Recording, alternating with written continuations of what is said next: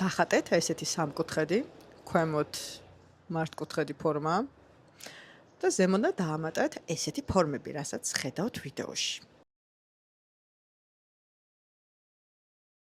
შემდეგ დაიწყეთ საკვამურის ჩახატვა და დაიწყეთ ფანჯრების და კარების ჩახატვა.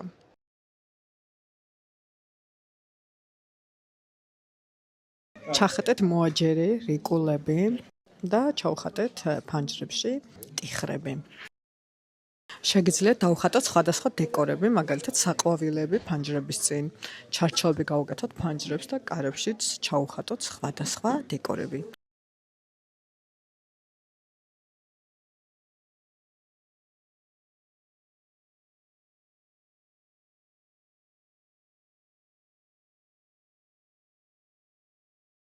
აქვე გეტყვით, რომ გემა სტუდიოში სწავლის ღირებულება იწყება 60 ლარიდან. მოსწავლეები შეისწავლიან ხატვას, ფერწერას, კომპოზიციას.